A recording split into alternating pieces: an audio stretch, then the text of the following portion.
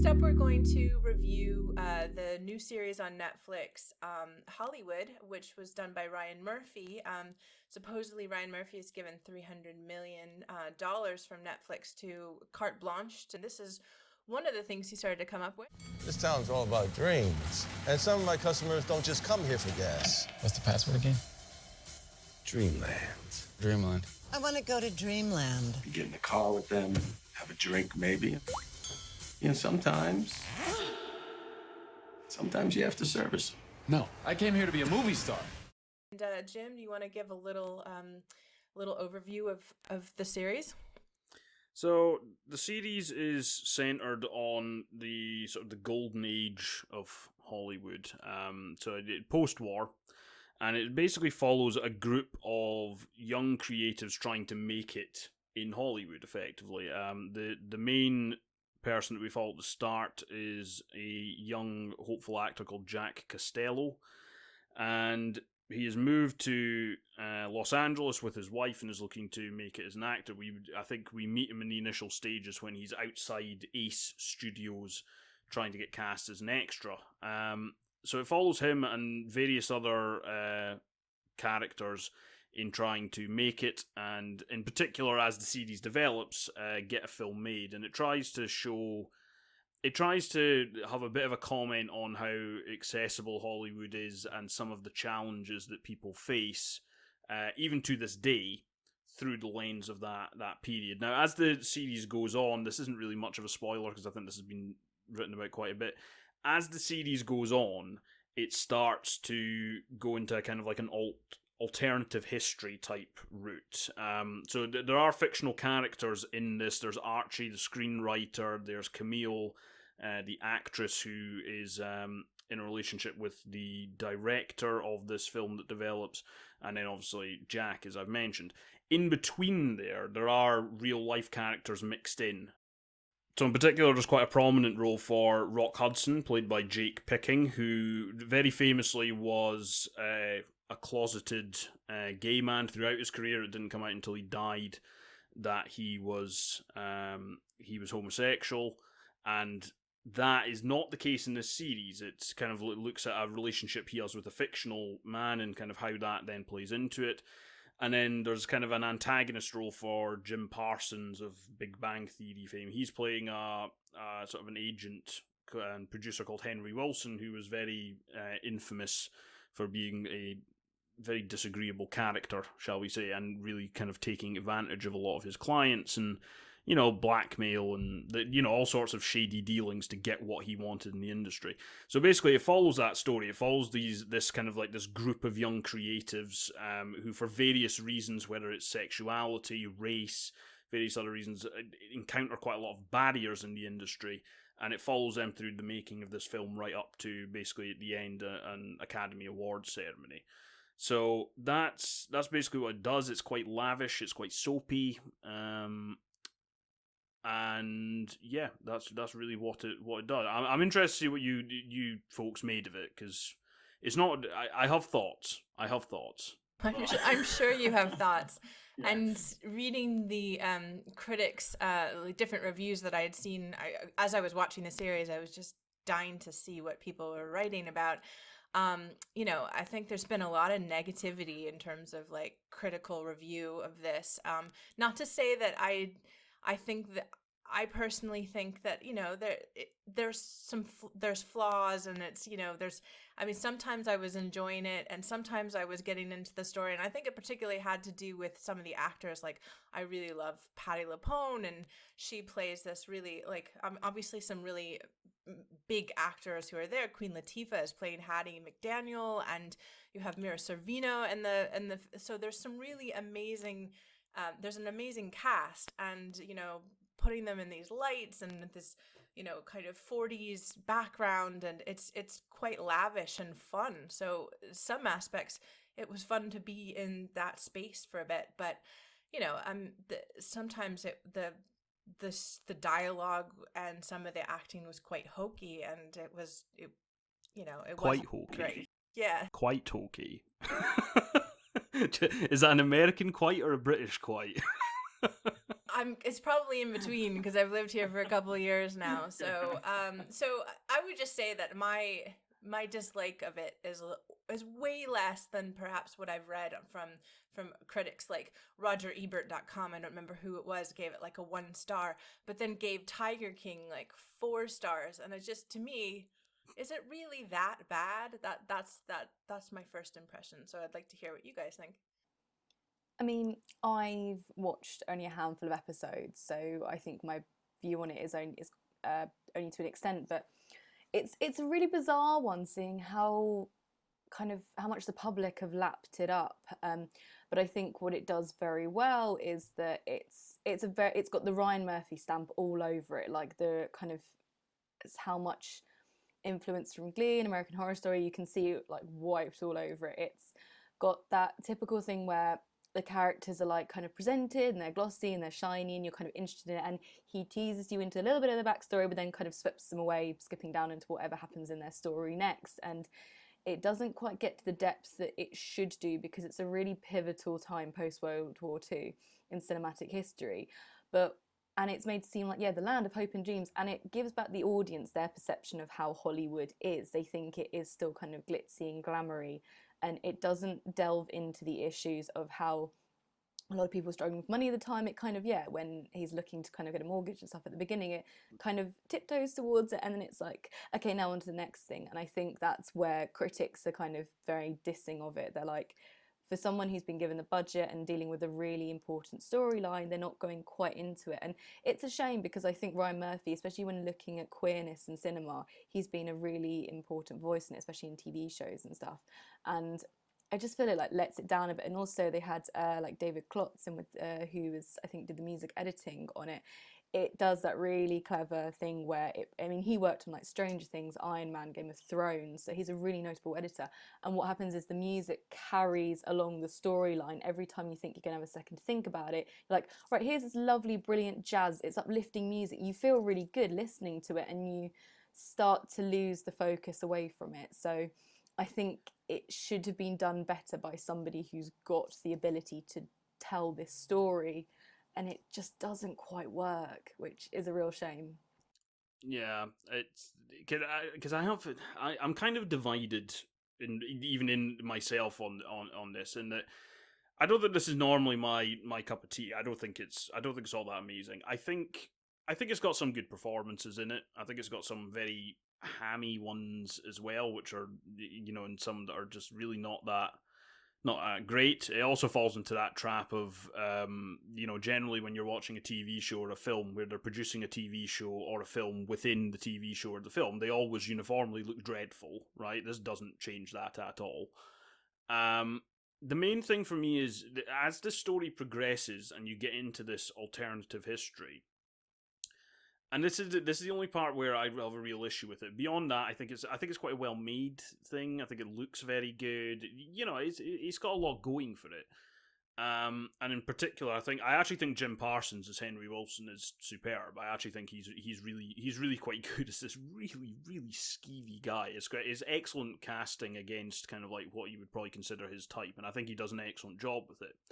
That being said, as the story starts to progress, these characters come up against, more barriers, right? So you've got Laura Harrier playing Camille Washington. She's an African American woman looking to get cast in the lead role in Hollywood in the 40s. Naturally, there are barriers there. You've got the screenwriter Archie, who they want to take his name off the script because they don't want the audience to know that the script was written by a black man or it'll get boycotted. All these sort of things going on. My issue with it is, as this progresses, these barriers kind of melt away a little too easy. Now, that's not me saying that, that it needs to, present some grand struggle or something. But I actually think it kind of does a disservice to the people who put up with this in real life, quite frankly.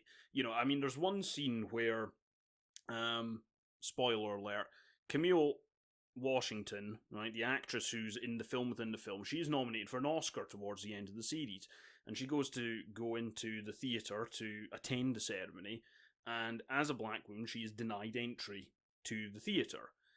And this is wiped away in the space of like 2 minutes just by the character standing their ground a bit. And like famously, so you mentioned like Queen Latifah is playing Hattie McDaniel. That's quite famously what happened to her, right? She won an Oscar and wasn't allowed to be in the ceremony kind of before and after to actually attend it because of segregation. And it's just a case of like it doesn't really end up saying much about these things. It doesn't really end up saying much beyond this is dreadful. Wouldn't it be great if it wasn't like that? And I was like, well, yeah, it is dreadful. It would be great if it wasn't like that, but it doesn't really do much to kind of like delve into kind of like what effect that maybe had on the people who have gone through this sort of thing. So that's kind of my issue with it as it progresses. It tries to start adding meaning to it with that sort of thing going on, but I'm not really sure that it actually achieves that. I think it ends up with a fairly shallow representation of those issues as a result.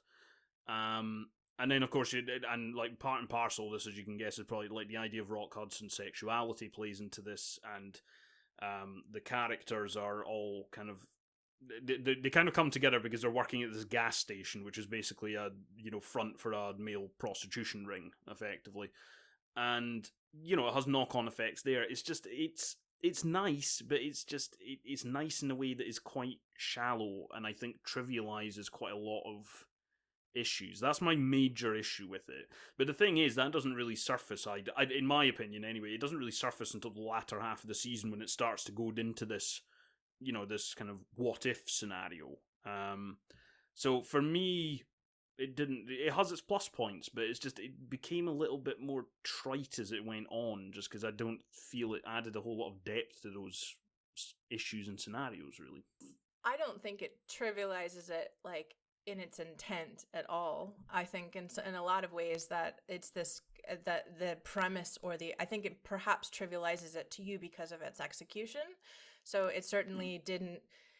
I think the premise was to create this counter history tale, to tell a story that, like, is a wish fulfillment fantasy. In a lot of ways, you think of things like Once Upon a Time in Hollywood, or even Inglourious Basterds, as taking stories or taking history and kind of reframing it how they want to frame it. But this one's done in a positive way, and I think that that's something, because it's all positive and kind of like, again, hokey or something like that, and it's being panned by critics, but people are enjoying it. It's a popular show. It's a show that is for a lot of people, and people are enjoying it, and they're not seeing it that way. And I think there's a reason for that. And I don't necessarily think it's done with great execution for those reasons you've mentioned, but not necessarily trying to trivialize something. Like, I love some of these lines, that are coming out, from Patti LuPone about, like, I ran a studio, now I'm making you dinner. And she, like, there's some really great one-liners. And like you said, like, Jim Parsons' character is just, is incredibly fun. And I really love this conversation of the producer in quotes, because it's still conversations you have. But I don't think it's as bad as everyone's making it out to be, but that's my opinion. I guess like I guess like it's a very, I do find it a little bit trivializing in the fact there's a bit of an infantilization of the audience, as it could go further into exploring these issues and the emotions. It's just another case of, there's some really important subject matter. You should be like discussing the issues at hand a lot more, and you should be looking into the people who went through those experiences and actually kind of giving them the proper voice that they deserve. I think what he's done is he's brought about loads of great conversations, and people are probably enjoying it because they're seeing it kind of a bit. They've kind of been giving tidbits and an idea of it and letting it run like another glossy Netflix show. And the problem there is you are once again kind of pushing down the really serious issues there are at hand. And it's a subject matter that deserves to have better voice to it. Like, the characters in it, they deserve to, if you're kind of giving an alternative version of history, do it with some other characters. Don't do it with the real people who kind of live through those things and not giving their voice justice for what they kind of had to go through and what they fought for at that point in Hollywood. Like, it just, I think the execution makes a big difference in terms of, if you're going to be telling these stories, tell them with a bit more authenticity, or tell them with a voice that you think they deserve. Like, make it a little bit more hard-hitting at the expense of making it a little bit less shiny and kind of glossy. Like, so many filmmakers are afraid of really getting into the matter by thinking the audience are going to be turned off by it, and it's like they're not. There is a real palette for kind of serious discussions about how history treated a lot of people in cinema at that point. Yeah, but I would also argue, we talked about this a little bit with like Tiger King. You know, it wasn't the hard-hitting documentary about a very, you know, terrible thing that's going on, but it brought up subject matters that were, you know, engaged a larger audience. I'm not sure that this was ever intended to be a hard-hitting, you know, it's just to bring up conversations, or again, to create a counter-history tale in which disempowered people... Well, no, but the disempowered people have power, and you know, it's in that way that wouldn't have happened and didn't happen and still doesn't happen. And if you add the hard hitting, then it's a different show, which, you know, it could be a great film, could be a great show, but it's not this show, you know. Yeah, I don't know. I'm not sure how much I agree in the sense that yes, it does become a different show if that's the situation that you actually, or the way in which you execute the ideas, right? The thing is though, it makes, my issue is by overcoming these barriers easily within the story or through some weird plot contrivance, of which it has a few, right? My issue is it then, to my mind, minimises the very thing that it's wanting to draw attention to. That's my issue with it. And I appreciate that maybe it becomes a less accessible film, or series in this case, because of that, because you don't necessarily have those moments of triumph. But at the same time, it does minimise it. And I go back to that comparison when we were reviewing The Assistant, where you look at a film like Bombshell versus The Assistant, right? They're dealing with very similar things, but the other one is glossier, it's shinier, and people either overcome things or they just forget about them in the background. And as a result, I think it minimises the issue it brings up. To my mind, Hollywood is doing a similar thing. If you're, and I suppose what I'm getting at is, I don't feel you can address those issues that it clearly wants to, because like the latter half of the season is basically fully related to those aspects. I don't think you can do those if you're going to execute them like that. If you want to produce a glossy series about Hollywood in the 40s, then do that. And then if you're going to say that you just want it to be diverse, then just have it diverse. I mean, and like have no regard for history and just kind of like try and luxuriate in the setting and the atmosphere. But if you are going to tackle these issues, I think you need to tackle them better than Hollywood did. Well, yeah, I disagree in the sense, I don't think this was it completely well executed, so I'm not going to stand by this show saying this was a great show that did everything it should have done, for sure. And I think when you look back at it, or maybe there could be a season 2 where maybe they improve upon some of those things that, you know, rightfully are being criticized, because I think all these points are completely valid.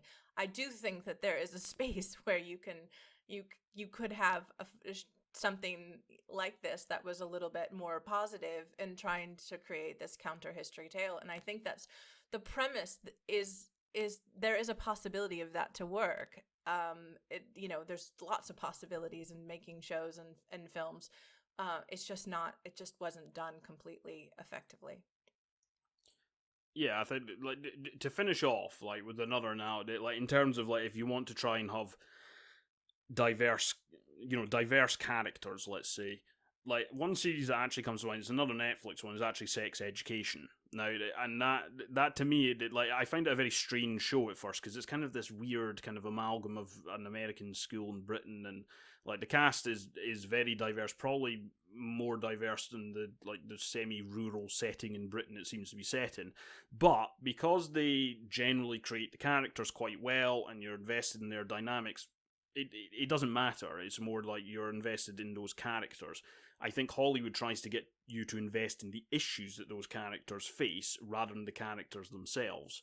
And therefore, that's why, to me, the execution is off. Because if your investment is not in the characters, but it's in the issues, then you need to deal with the issues correctly. If you're going to ignore them, that's fine. I mean, there is a place for that where you're not trying to make comments on that. But in that case, the character work needs to be a lot better than it was in Hollywood, in my view. Yeah, I agree with that. The character work, especially with some of the main characters, was not incredibly something I enjoyed or I've really followed or really felt for. So on that, we let you watch it and see what you think and let us know.